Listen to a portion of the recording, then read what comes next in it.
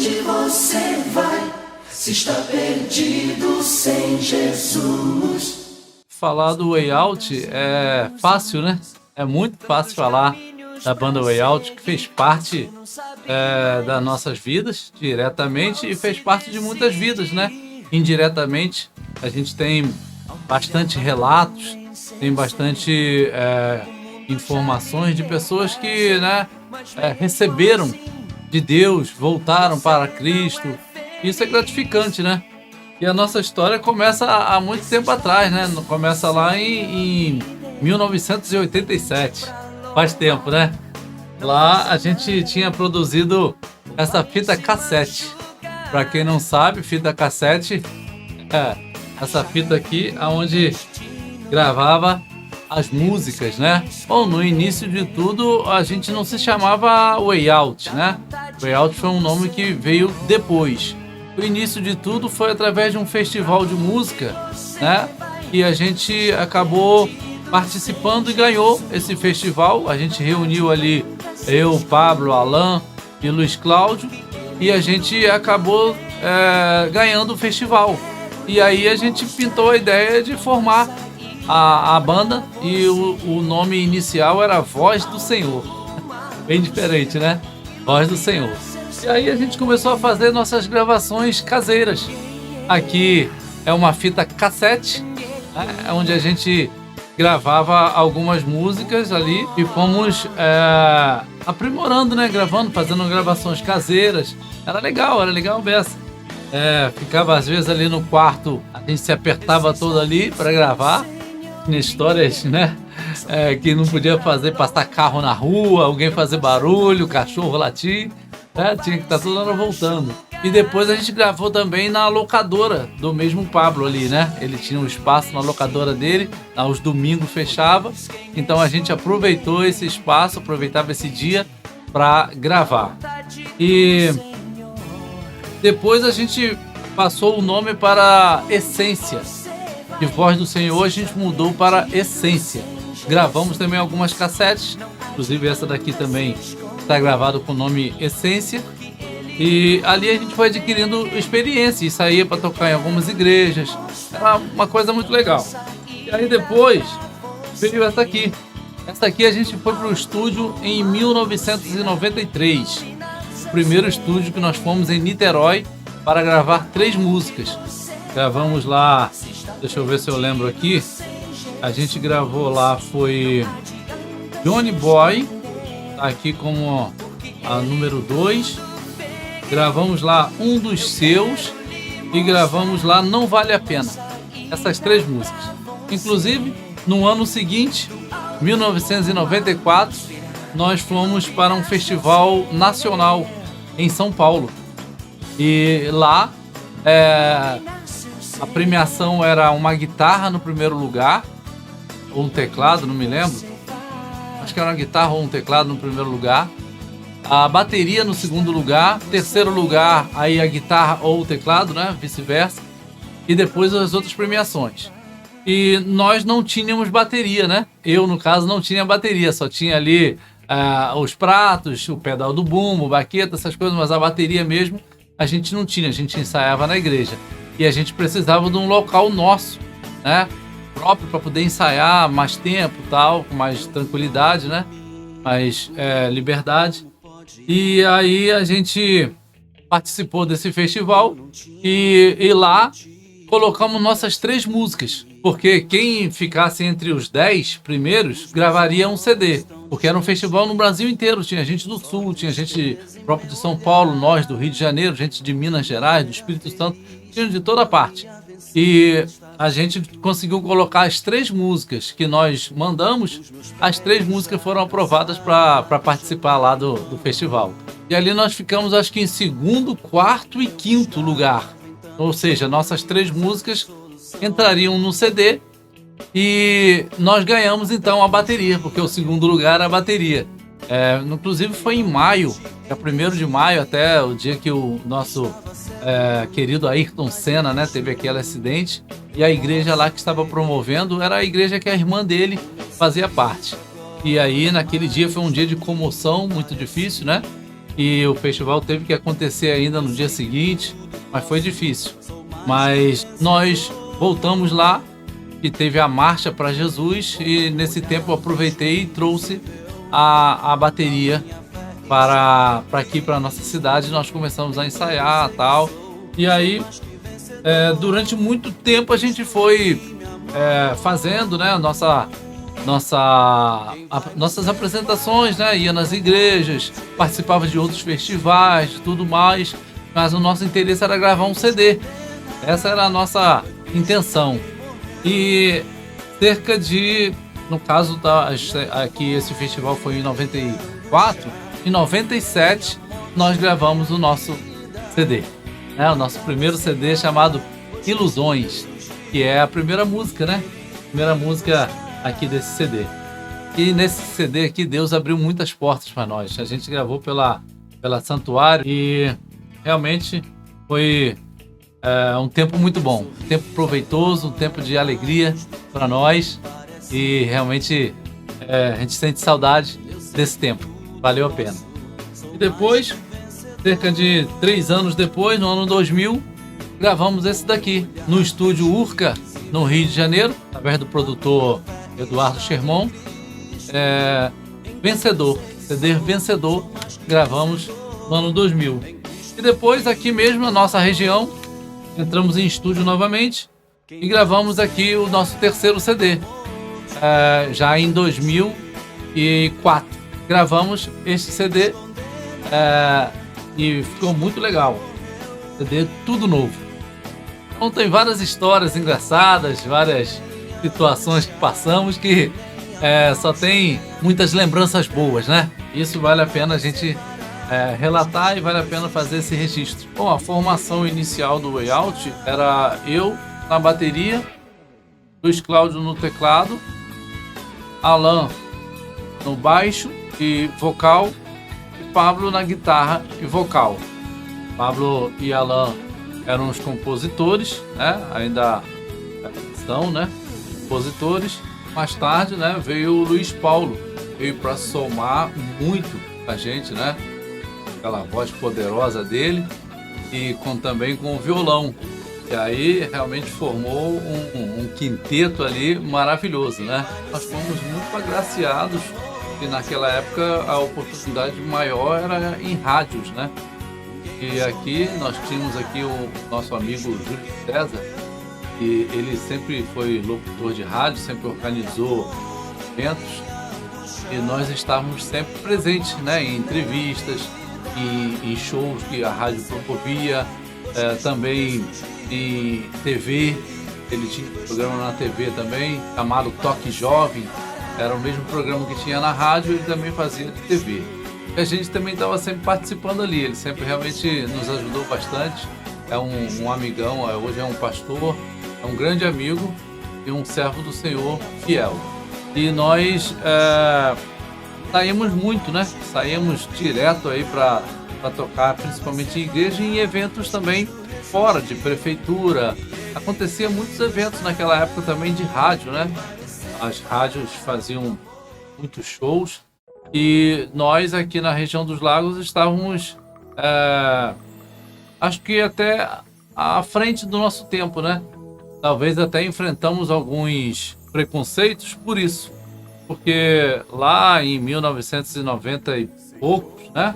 Início dos anos 90, tocar rock na igreja era uma coisa assim mais com dificuldade, né? Tinha mais um olhar um pouco assim meio desconfiado, mas a gente levava a palavra de Deus, as letras falavam muito sobre Deus, ainda, né, vocês podem ver isso pelos CDs, e nós enfrentamos nossas dificuldades, enfrentamos, né, as falácias, mas graças a Deus avançamos. Era uma época mais atrasada, digamos assim, né? Mas depois nós fomos mantendo ali a nossa firmeza e avançamos. E aí fomos gravando o primeiro CD, depois gravamos o segundo, o terceiro, e tocando em vários lugares. Inclusive fomos a São Paulo participar de um programa de televisão, Na época era a antiga Rede Manchete, se eu não me engano, que passava o programa lá evangélico. E já passou na TV e muitos programas de rádio. Hoje teríamos talvez um pouco mais de visibilidade, né? Hoje está mais fácil, hoje tem YouTube, hoje tem Spotify, hoje tem Instagram, tem isso tudo, né? Que se nós estivéssemos com essas ferramentas na época, talvez a coisa andasse um pouco mais rápida, né? Mas cada um tem o seu tempo, né? E Deus sabe de todas as coisas. A gente foi aonde teríamos que ir. Ali Deus nos ajudou, nós batalhamos bastante, né? Primeira gravação em estúdio, nós tivemos que ir a cerca de 150 quilômetros da nossa casa, que era em Niterói, na cidade de Niterói. Ali nós não conhecíamos praticamente nada de estúdio, né? Não tínhamos entrado em estúdio, só tínhamos nossas gravações caseiras e tivemos a nossa primeira experiência em estúdio, mas foi muito proveitosa. Na época até eu não tinha ainda o costume de tocar com metrônomo, né? Que dá aquela marcação. Foi difícil. Na verdade, tivemos que gravar as músicas sem o metrônomo. E aí eu tive que vir para casa e começar a pegar. Eu nem conhecia o que era metrônomo naquela época, né? Então eu tive que ensaiar, treinar bastante com o metrônomo no ouvido, tá. E aí nós fomos os pioneiros aqui também na região e talvez até, não sei se talvez até no estado do Rio, a gente tocar com um chamado sequencer, né? Tocar com um aparelho que gravava outros instrumentos para nos ajudar no palco. Hoje seria tipo um VST, alguma coisa assim, né? A gente colocava ali um acréscimo de guitarra, um acréscimo de teclado, porque só tínhamos uma guitarra. E na hora do solo, para não ficar um pouco vazio, a gente colocava a guitarra base do próprio guitarrista para rolar junto, né? Algumas coisas de timbre de teclado diferente para tocar junto também. Às vezes até uma bateria eletrônica entrava em algum momento em que eu parava de tocar, né? Tinha uma música Ilusões, e ela fazia isso. Ela no meio da música, no coro, eu parava de tocar e entrava uma bateria eletrônica com o tempo pela metade. Então era muito legal a gente ia descobrindo, né, essas tecnologias, e nos ajudava muito no palco. E isso foi acrescentando, né, a nossa música. E nós sempre estivemos tocando no Ministério do Louvor da igreja. A vida inteira nós fazíamos parte do Ministério do Louvor e também tínhamos o nosso ministério fora, que a igreja também tinha outros músicos, então dava para fazer essa escala legal. Quando era em outras igrejas, normalmente era num domingo, tá? E aí nós não estávamos na escala da nossa igreja. Porém, em eventos maiores, né, de prefeitura, essas coisas assim, já era sábado, era sexta-feira, aí já não atrapalhava. Então a galera também ia toda junto com a gente, né? Tocamos muito com a nossa galera acompanhando a gente, e isso era legal. Tinha um pessoal fiel, né? Digamos assim, um pessoal fiel está acompanhando a gente nos eventos que faziam até aqui por perto, né? Os mais longe ficava mais difícil. Mas até teve um festival, me lembro agora, festival no Rio de Janeiro. Participamos com o Paulo César, Graça e Paz. Ó, que tem tempo, né? Esse eu acho que foi em 80 e poucos. Acho que um dos primeiros festivais que nós participamos fora daqui. Alugamos um ônibus, foi um pessoal junto com a gente. E foi muito legal, muito bom mesmo. E lá, eu não me lembro se nós... Não, lá nesse nós não ganhamos. Lá nós ficamos, acho que em terceiro lugar, alguma coisa assim. Mas a gente estava sempre se aprimorando, né? E após esse outro festival de São Paulo, que foi o Festival Nacional, já em 94, nós já voltamos e tínhamos uma sala que nós alugávamos para tocar, né? Para ensaiar. E ali a gente ensaiava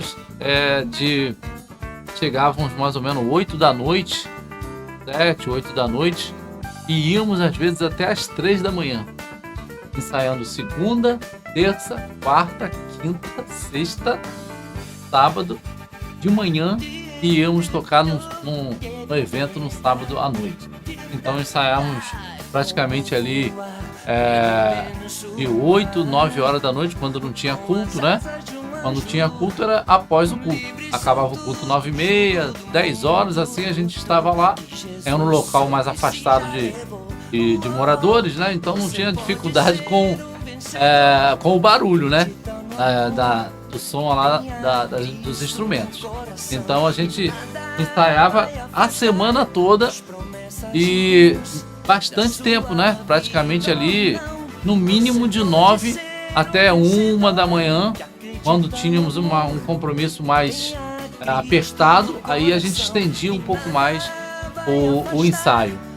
E aí a gente fica praticamente ali sabendo até o que o outro vai fazer, só num olhar, né?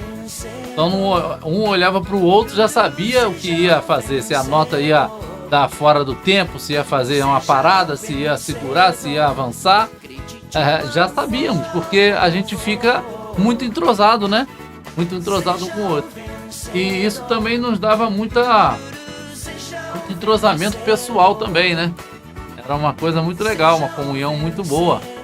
A gente tinha nossas dificuldades como banda, né? Porque é praticamente um casamento. É um casamento em que ali o casal se ama, né? O homem e a mulher. E ali uma banda, os irmãos também se amam. E porém tem suas dificuldades, são pensamentos diferentes, né? Mas esses pensamentos não nos atrapalhou para parar, né? As dificuldades externas, às vezes de trabalho, que teve que sair para um lugar ou para outro, morar em outro lugar, aí que foi realmente parando o nosso ministério, porque aí não dava, sem um componente aqui, né? Ficava difícil de ensaiarmos. E aí realmente o tempo foi passando e a gente perdeu um pouco essa passada, né?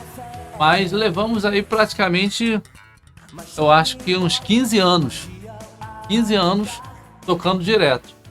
Aí em cerca de 2013, eu acho, mais ou menos, a gente gravou, acho que uma música. A gente começou a tocar novamente em algumas igrejas, alguns eventos.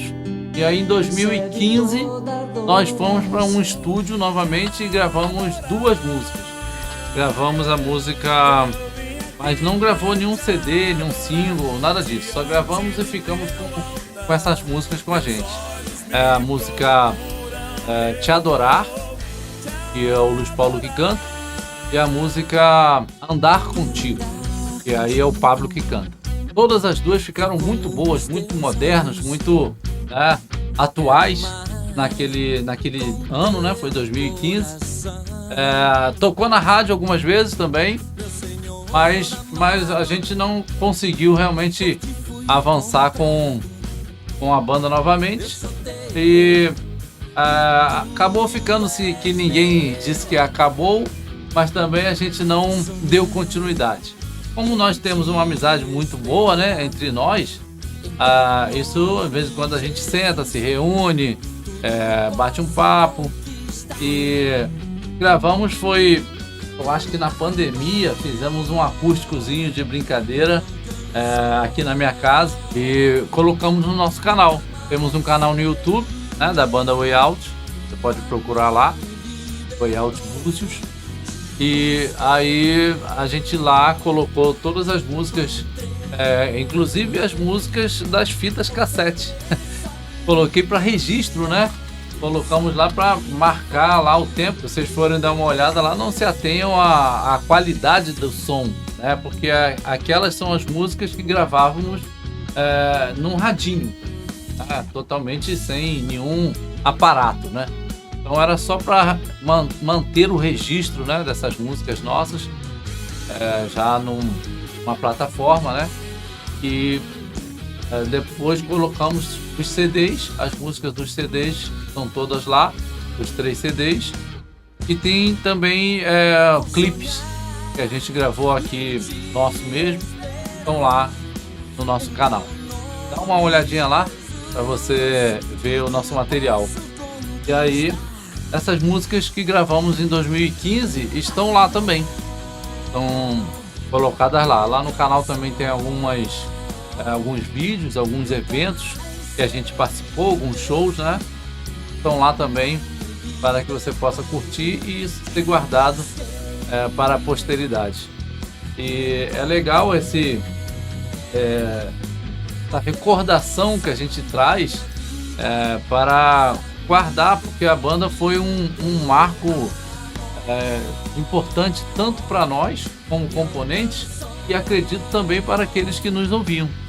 Para nós como componentes era muito satisfatório porque nós fazíamos o que gostávamos e estávamos louvando ao Senhor, adorando a Deus com aqueles dons que Deus nos deu, né? E você quando tem um ministério, você quando tem uma responsabilidade na casa do Senhor, isso te ajuda a se manter, a ser mantido pelo Senhor na casa dele. Então o ministério de louvor, o ministério da música, a banda Way Out inserida no ministério de louvor da igreja, isso nos ajudava muito. Isso não era nenhuma vantagem, digamos assim, nenhum privilégio nosso. Isso era uma oportunidade que Deus estava nos dando de nos manter ali. Porque eu e os outros também, que éramos praticamente a mesma idade, ali em volta de 14 anos até 21. De 14, 15, 17 até 21 era o mais velho ali quando começamos. Então passamos toda a adolescência e juventude na casa do Senhor, ali sustentados com o ministério que Deus nos deu, entendeu? Então isso fez muita diferença. Isso nos ajudou muito a manter a vida na presença de Deus. Porque aquele que tem um dom e exerce na casa do Senhor, aquilo faz como se fosse duas óticas, duas coisas ao mesmo tempo. Ao mesmo tempo que você exalta a Deus e traz pessoas para estar adorando a Deus, aquilo também te firma na presença de Deus.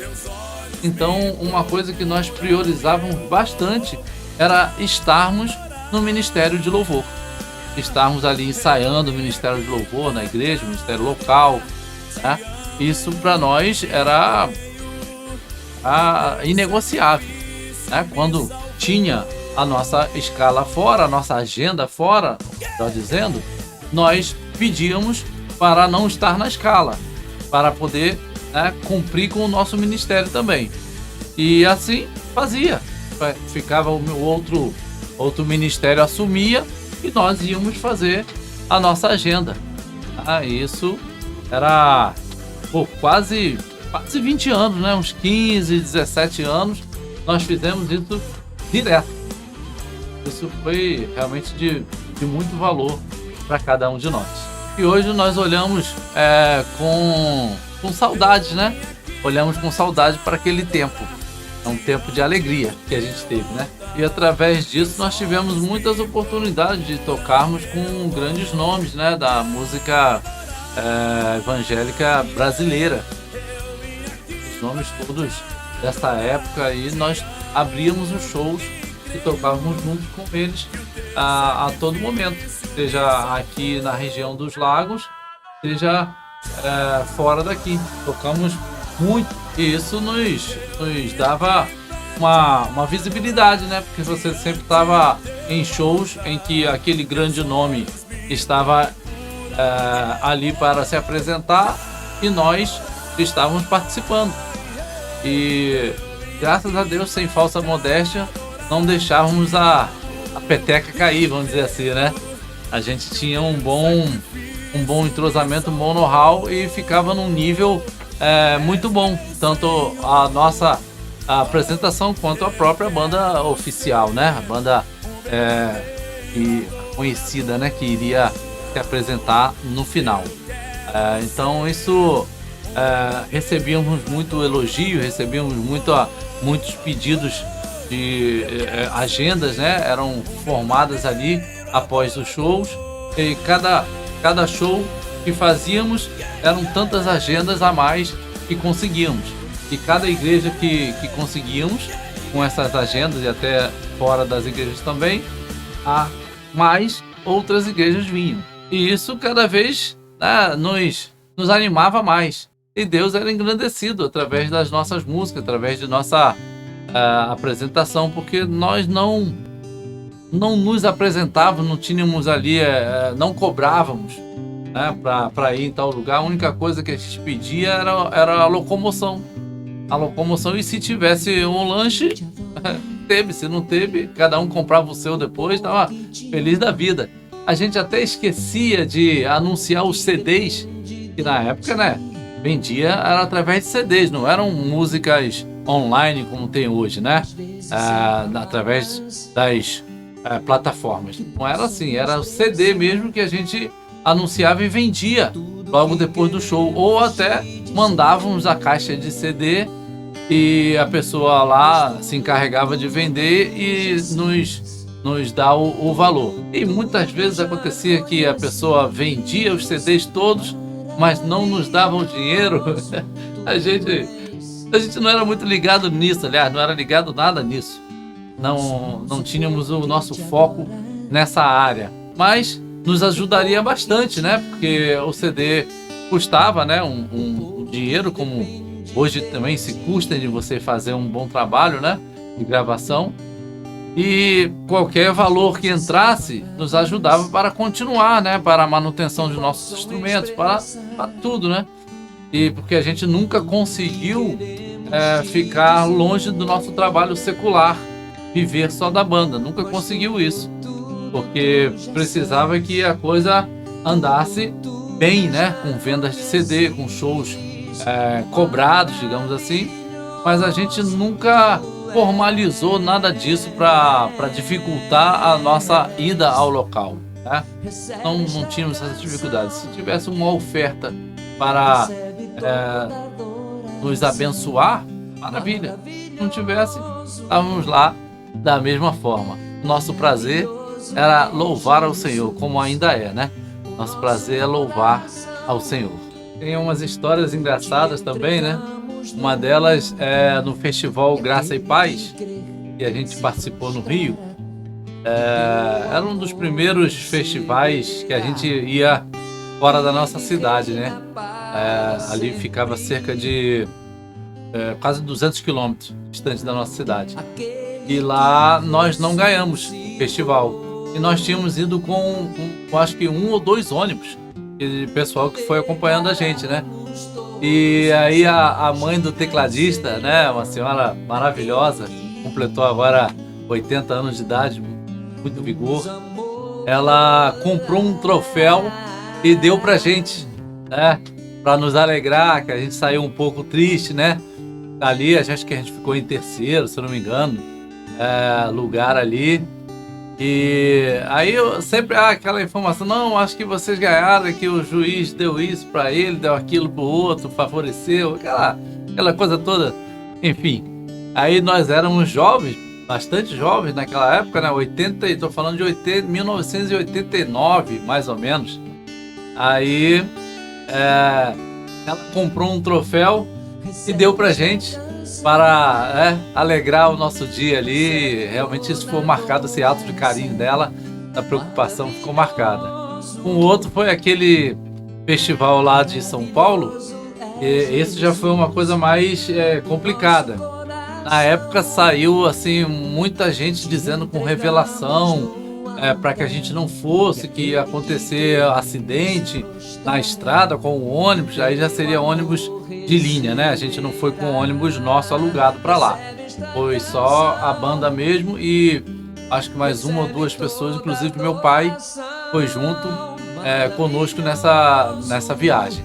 E ali estavam todo mundo preocupado, né? E aí entramos em oração, tal, para que Deus cortasse todo o mal, e porque estavam dizendo que tinha algum tipo de... alguém sonhou, alguma coisa assim, com um ônibus, caindo na serra, alguma coisa assim. Bom, se era de Deus ou se não era de Deus, não temos uma certeza. Só sei que, graças a Deus, nós fomos e voltamos com a sua proteção, né?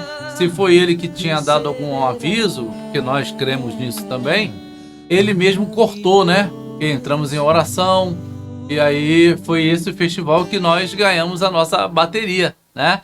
Que eu estava precisando, né? A banda todos tinham seus instrumentos, só que a gente não tinha ainda a bateria. Como falei, a gente ensaiava na igreja ainda. Aí, a partir desse momento que nós ganhamos a bateria, nós conseguimos alugar uma sala. Até o meu irmão que conseguiu, ele era gerente de um shoppingzinho lá, onde tinha essas salas para alugar, e ele conseguiu com o patrão lá que conseguisse um preço bem razoável pra gente, né? E aí a gente conseguiu ensaiar e se aprimorar muito mais. Aí foi já a partir de 94, 95 em diante.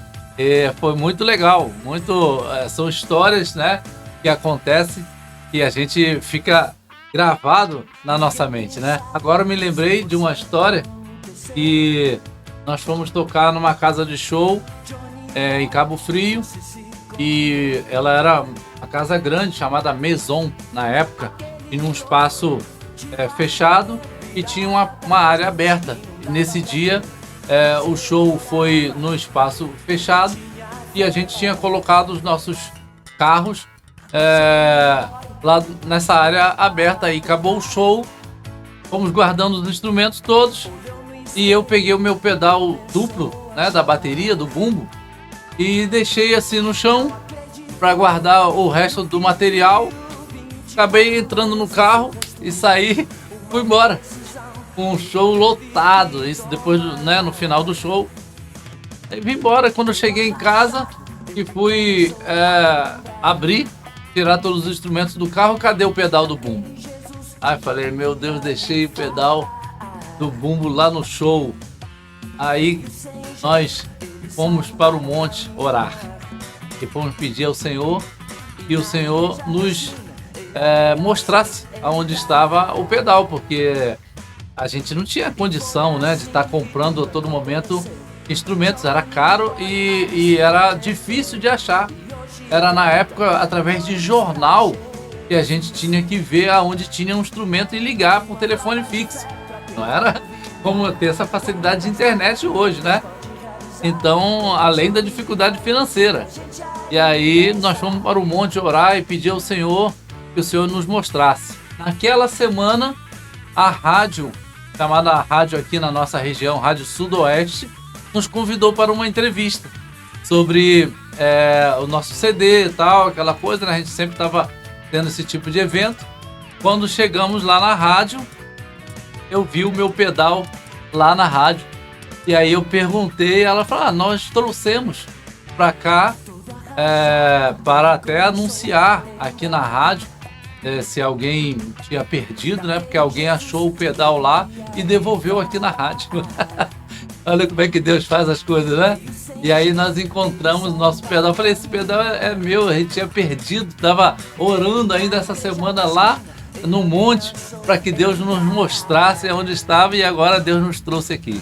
Então essas experiências marcam, né? Essas experiências marcam a nossa vida e a gente vê a mão de Deus nos guiando. Eu tenho esse pedal até hoje, ainda toco com o meu filho, né? Hoje na nossa igreja aqui, a gente toca ali acompanhando o meu filho no violão, e o outro filho está no teclado no Ministério do Louvor, e esse pedal está até hoje comigo.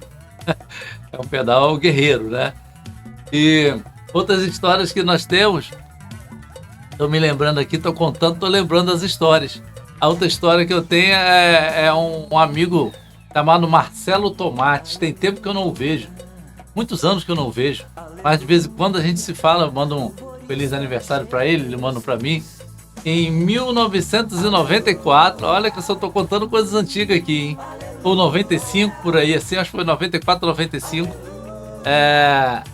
Ele me deu um case dele de baquetas.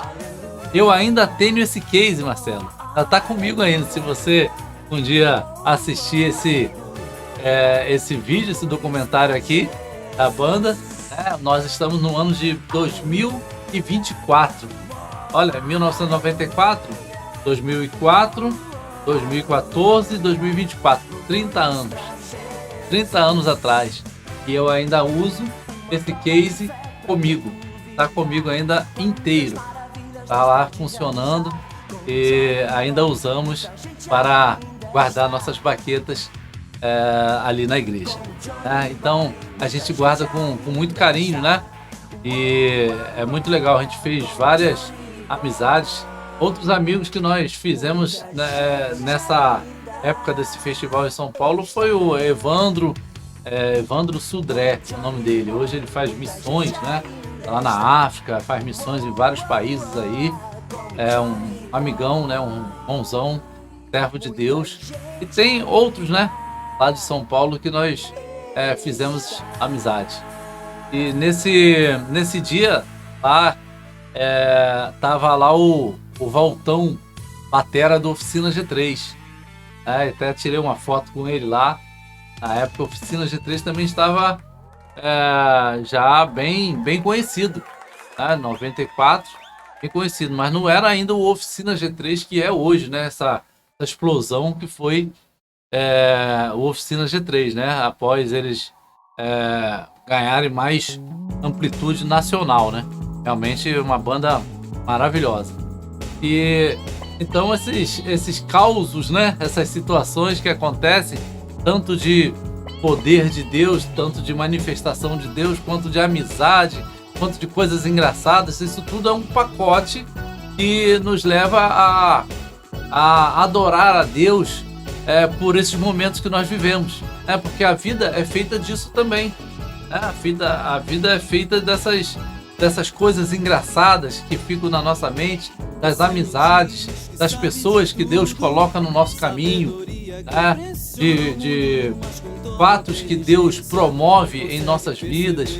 Isso tudo é muito proveitoso. É muito proveitoso, porque isso faz parte da vida da banda Way Out. Outra coisa também legal eram as bandas daqui da região dos Lagos, as quais se formaram junto conosco. Tinha a banda Livre Escolha, ali do pessoal amigo nosso da igreja Wesleyana, aqui do bairro de Manguinhos, aqui em Búzios mesmo. Uma banda maravilhosa também, fera. Tinha uma outra banda chamada Harim. Tinha uma banda chamada Revolução Final. Tinha uma banda também da Assembleia de Deus. Eram bandas que cresceram junto conosco. Bandas que estavam também surgindo naquela época ali, a gente já um pouco antes, mas a gente estava sempre caminhando junto. Às vezes tocávamos no mesmo evento e era um encontro maravilhoso. Sempre encontrar os amigos, encontrar os irmãos e tocar junto. E era uma alegria, né? E essas bandas a gente estava programando até de um dia fazer um reencontro, né? Seria legal, né? Uma vez a gente chegou a ventilar essa ideia de fazer um reencontro dessas bandas. Eram momentos preciosos que nós vivemos. Me lembro das bandas que nós tocamos juntos, né? Por esses anos todos aí.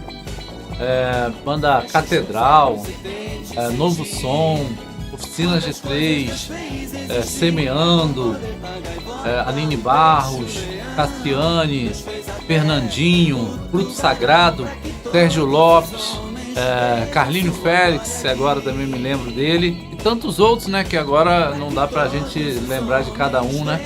E foram eventos maravilhosos, né? A gente estava sempre envolvido ali com essa galera toda e recebia alguns conselhos. Eram momentos maravilhosos, né? E tantos outros, né, servos do Senhor, tantos outros cantores, tantas outras bandas que nós dividimos o palco. Eram momentos maravilhosos. Eu tenho saudade, né, desse tempo. Nós estamos vivendo outro tempo. Hoje eu sou pastor, né? pastor de uma igreja aqui, então é outro tempo, mas essas lembranças boas não saem da nossa mente, né? E isso é sempre bom a gente deixar isso gravado para que possa perpetuar, né, essa nossa passagem por aqui, né, como banda. E hoje uma coisa muito interessante, uma coisa muito satisfatória, melhor dizendo, é encontrar aquele pessoal que era da nossa geração, que tem tempo que a gente, às vezes, os nossos caminhos não se cruzam, né? E quando a gente se encontra, vai falar, poxa, você é da banda Way Out, né? Poxa, a banda Way Out fez parte da minha vida, a banda Way Out fez esse momento, a música tocou no meu coração assim, a gente estava sempre caminhando junto com vocês, estava sempre indo nos eventos, vocês nos inspiraram quando a gente ia montar uma banda, nós montamos nossa banda inspirado em vocês, na garra de vocês e tal, e isso a gente ficava surpreso, né? Às vezes até agora há pouco tempo mesmo, ainda esse ano, eu ouvi essa frase. Então a gente vê que existe uma história que foi marcada na vida de algumas pessoas por nós, e nós nem sabíamos, nem tínhamos ideia que tínhamos feito isso, que tínhamos influenciado para bem pessoas dessa forma. Hoje alguns já são músicos, né, formados, tocam até melhores do que nós, mas tem esse respeito em dizer que começaram seguindo os nossos passos. E isso é gratificante demais. É gratificante demais. A gente vê que a gente plantou algo sem mesmo nem saber que estávamos plantando. É isso que se trata aqui, né? É o legado que nós vamos deixar. É isso que se trata, o que nós estamos agora fazendo aqui, deixando essas mensagens gravadas, esse documentário registrado, porque realmente a gente vê que a gente foi uma peça importante em algum momento na história para algumas pessoas, e isso vale todo o trabalho, isso vale tudo, porque quem sabe esses que nós influenciamos não vai influenciar a outro e ganhar para Cristo a outros, né? Mais longe, chegar mais longe do que nós, mas sabendo que quem plantou a semente fomos nós lá atrás. Deus faz dessa forma, né? Um planta, o outro rega e o outro colhe. E é assim que vai, não é? Então, é muito gratificante a gente, de vez em quando, encontrar as pessoas no meio do caminho. Pô, você é da banda Way Out? Rapaz, quando a gente ouvia a banda e, poxa, a gente ficava animado, depois montei uma banda através de incentivo aí da galera de estar ouvindo a banda Way Out, a gente tentava se aprimorar mais e tal. Então, isso tudo é gratificante, e a gente ouve isso quando está andando aí pelas cidades, e a gente às vezes nem conhece a pessoa, porque ela estava às vezes lá no público, lá embaixo, né, nos shows que aconteciam, e ela estava sempre acompanhando a gente, e não tem como a gente saber, né, quem é quem lá embaixo. E de vez em quando eu encontro um ou outro que me encontra pelo caminho, pelas ruas, e me dá essa informação, não só comigo. Já outros componentes da banda já tiveram essa experiência também. Então é muito legal isso, e é gratificante saber que uma semente foi plantada e já nasceu em vários lugares, né? Já nasceu em várias pessoas aí, vários servos de Deus que hoje estão aí caminhando e fazendo da música também um instrumento de louvor ao Senhor, por causa da nossa influência. Isso é dom de Deus, é graça do Senhor. Falando de quando a gente começou a tocar, já tem bastante tempo, né? Eu comecei com 14 anos de idade a tocar bateria. Eu ia lá para a igreja às 4 horas da tarde, todos os dias. Todos os dias ficava ali pelo menos umas 2 horas treinando. E tinha que levar a bateria de dentro do quartinho para a parte de fora, lá num salão, montar tapete, montar o bumbo, montar a bateria toda e depois recolocar toda dentro do quartinho de novo. Porque a bateria tinha aquele estigma, né? Porque ela veio instrumento de tambor, como se fosse daquela religião afro e tal. E aí foi muito mal compreendida, digamos assim, né? Para aceitar a bateria numa igreja era complicado. E a gente passou por isso lá nos anos 80, por aí, né? Teve essa dificuldade. E aí eu comecei indo para a igreja todos os dias na parte da tarde, ia com o meu Walkman, botava a música para tocar, ia vendo onde estava o boom, onde estava a caixa, e ia tentando acompanhar a música, né?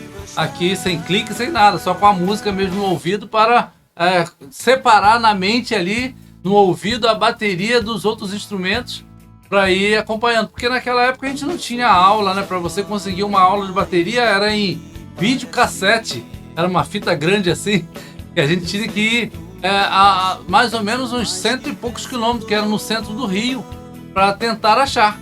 Era muita dificuldade, não tinha internet, como hoje tem facilidade pelo YouTube, né? Então a gente foi aprendendo assim na garra. O meu primo tocava primeiro lá na igreja, depois a gente foi ali ajudando, e por fim eu fiquei mesmo como o baterista ali da igreja, depois vieram outros amigos que acompanharam também tocando. Então esse começo foi muito complicadinho, né? Porque você tem que insistir, né? Aprender sozinho é mais difícil, né?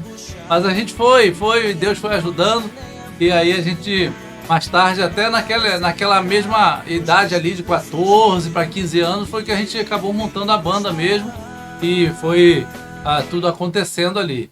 Realmente foi um momento muito, muito bom, que todo o aprendizado ele é difícil, né? E a gente passou por essa fase aí também. Aí a bateria depois foi aceita, ela tinha aquela situação que a bateria tinha que ser recolhida também depois do culto, tanto para guardar, mas também era para aquela história, que quase que ela ficava santificada na hora do culto, e depois ela era quase que demonizada depois do culto, tinha que tirar do templo, colocar dentro do quartinho novamente. Em algumas igrejas, não na nossa, mas em algumas igrejas ela era proibida de ficar no púlpito, né? E depois os instrumentos ficavam todos lá em cima, guitarra, baixo, teclado, vocal, mas na bateria tinha que ficar lá embaixo. Já vi casos assim. Mas hoje não, né? Hoje, graças a Deus, a mente já abriu, já não tem mais essa dificuldade. A guitarra também passou um pouco com isso com relação ao rock, né? A guitarra era um símbolo do rock. Então era só violão e pandeiro na época. Aí daqui a pouco vem guitarra com esse som de rock que é do diabo, segundo o que eles pensavam, né? Então também teve essa dificuldade para ser enfrentada aí os guitarristas. Mas é o tempo, né? É o tempo da coisa. A coisa vai evoluindo, vai abrindo. Então nessa época, com o começo já da banda aí acontecendo, muitos amigos nossos aqui da cidade, primos nossos, aqui a galera nossa da igreja, né, os irmãos, eles estavam sempre juntos, sempre nos apoiaram, iam nos ensaios para assistir os ensaios, ficava conosco lá até de madrugada. Às vezes quando o ensaio era na casa de um de nós, eles estavam ali juntos também. Então a gente tem muito a agradecer também aos nossos amigos aqui de Búzios mesmo, porque eles sempre foram tipo os fanzoca, né? Digamos assim, né? A galera estava sempre apoiando a gente. Se tivesse que ir junto em ônibus de linha, ou em ônibus alugado, ou de carro, ou do que fosse, eles estavam juntos nos apoiando, nos dando força, compravam depois os nossos CDs. E, poxa, a gente é muito grato a todos esses irmãos aqui da nossa igreja e irmãos de outras igrejas aqui na nossa cidade. E amigos também que não são de igreja também curtiam, né? Que ouviam a nossa banda. Então isso é gratificante, a gente passar por pessoas da nossa idade, da nossa época, assim, e receber esse apoio, né? Isso aí realmente nos deixa feliz por essa integração, por esse apoio, né? Dessa galera toda aí, de amigos, de primos, de irmãos, de tudo aí que estava junto com a gente aí nessa época aí. E como falamos antes, isso durou mais ou menos uns 15 anos. E depois de um tempo de parado, a gente retornou para alguns eventos. Esses amigos também estavam presentes. Então, realmente é bom deixar aqui esse registro, né? e os amigos também são muito importantes nessa fase da banda. Tem algumas coisas que a gente vai lembrando, e na época que a gente teve que ir para o festival em São Paulo, estávamos, né, com dificuldades. A gente sempre foi uma classe média aqui, né, não tivemos muitas condições, e aí teve um componente da banda que para ir teve que vender 2 bicicletas, na época que custou R$7. As 2 bicicletas custaram R$7 e ele só recebeu R$3,50. Meu Deus do céu! Aí a gente foi, fez uma vaquinha ali, fez uma marmita, compramos biscoitos, tudo para ir levando na viagem, para ir ajudando um ao outro, né? Nessa viagem aí. Esses eram alguns dos perrengues, né? A gente passou por essas situações e tantas outras nessa nossa trajetória aí, né? Então, tem várias outras situações que a gente passou. Uma outra história é que a gente estava ensaiando lá na cisterna, né? Do lado de fora da igreja, e de repente estava tocando a música e daqui a pouco um barulho no prato. Aquele barulho assim, que alguma coisa como se eu tivesse batido no prato da bateria.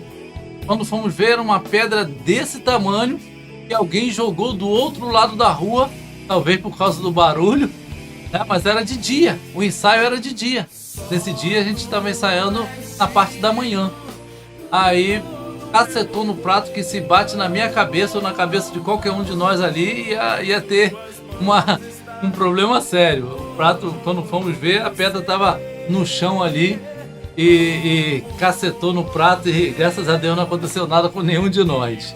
E teve um outro dia que a gente estava montando e de repente o prato vai caindo, pum, cai em cima do fio do microfone, rebenta o fio do microfone no meio do ensaio.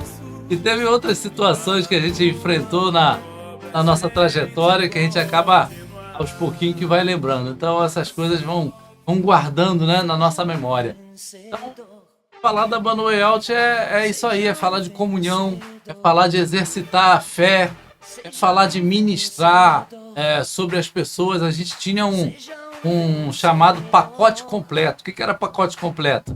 É quando alguém chamava a gente para tocar nossas músicas, ministrar também louvores de outras pessoas, como se fosse um momento de louvor, né? E também ministrar a palavra. A gente falava de brincadeira que só faltava tirar a oferta, né? Mas acontecia no meio do louvor, né? Só não era para nós. Mas acontecia. Então era chamado de pacote completo. E graças a Deus, Deus foi levantando, né? Tinha sempre o Luiz Paulo naquela época que sempre pregava. Hoje eu sou pastor, tenho até canal de estudos bíblicos no YouTube. Até se os irmãos quiserem dar uma olhada, um deles é Escatologia, Princípio do Fim, e o outro é Maná Eterno. São os 2 canais que a gente tem. E na época eu era muito tímido, até para entrevista e tudo, a gente sempre ficava mais retraído, deixava os outros falar para não enfrentar o microfone. O nosso vocalista e violonista Luiz Paulo é que sempre estava encarregado ali de trazer a palavra, né? Então a gente tinha sempre também esse chamado pacote completo. Quando já tinha um pregador, a gente simplesmente fazia as nossas músicas quando era um tempo mais curto, né? Agora, quando tinha uma programação que era só conosco, aí a gente levava alguns louvores também, congregacionais, e a igreja acompanhava, né? E era assim, maravilhoso, né? Era o pessoal todo sempre ali, sempre tinha um retorno. Naquela mesma igreja, praticamente 90% tinha uma chamada de retornar para aquela igreja. É engraçado algumas coisas, que em algumas igrejas tinham o costume de bater a palma, né? E em outras igrejas não. Elas simplesmente ficavam ali, né? Contidas, não tinha palma, não tinha nada, e a gente acostumado com outro ritmo de igreja, né? E tinha essas manifestações, não porque a gente queria isso, mas só pela questão do costume. A gente estranhava e pensávamos, né? E falávamos logo assim, ó, não vai dar certo não, essa aqui a gente não volta mais. Mas era que a gente mais voltava. Era o jeito de cada um dos irmãos, né? É uma coisa que a gente deve respeitar, né? Com cada um.